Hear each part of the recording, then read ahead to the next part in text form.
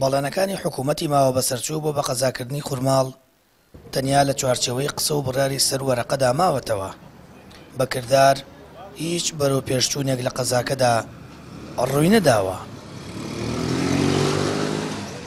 لە دوای 3 مانگ کە کاتێکی یاساییە بۆ ئەوەی هەنگاوی فیعلی بنرێ کاری جدی و کردداری بکرێ بۆی قەزابوونەکە سەر پێخۆی بکەوێ، دیارە تا ئێستا ئەو هەنگاوانە نەبینراون، هەستی پێ نەکراون لە مەنتیقەکەیە. ئێمە ئومێدی ئەوە ئەکەین کاری جدی لەسەرەوە بکرێ لە دوای ئەو تەمەنە یاسایی کە تێپەڕی کردووە و گەشتوێتە لە مانگی 5ەوە گەشتوێتە مانگی 8 ئومێدی ئەوە ئەکەین ئەو هەنگاوانە بنرێ.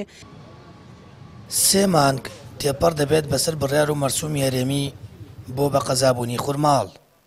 بەپێی زانیاریەکانی پەیام تا ئێستا هیچ ڕێکارێکی یاسایی و ئیداری بۆ کارابوونی سێکتەر و دەست بەکاربوونی قایمقام و کردنەوەی بەڕێوبەرایەتی و فەرمانگەی پەیوەندیدار نەگیراوەتە بەر.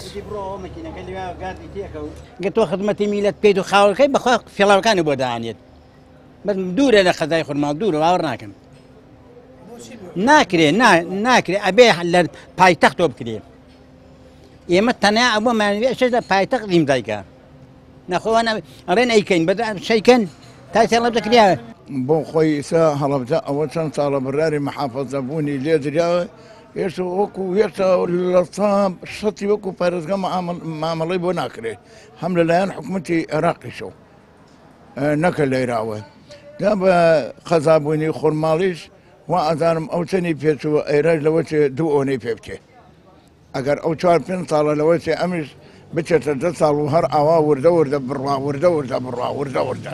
وەڵا خەڵکی ناوچەکە هەر بەتەمان ئەمڕۆبیانیە، هەر ئەمڕۆبیانی ئەڵێن هیتر خۆ ناشکرێ و توێش ئەمرەکەش بەدەستی تۆنێ بەدەستی حکوومەتی یاریمی کوردستانە و زۆری بەدەستی یەکێتی نیشتیمانی کوردستان لەم سنوورە چونکە ئەو دەسڵاتیەیە. وەڵی خۆی ئێمە سنووری ناحەی خورماڵ تقریبا 46 دێ، هەر 46 دێەکە ئامادەیە کە ئیمزا بکەین و دەم دەین بکرێ بە قەزا لەبەرەوەی کێشەکەمان زوو تەواوێ.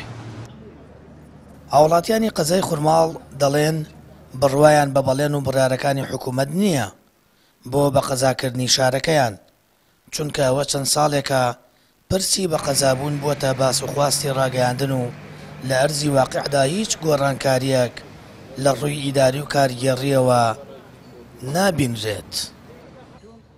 سامان فتاح، کەناڵی ئاسمانی پەیام، قەزای خورماڵ.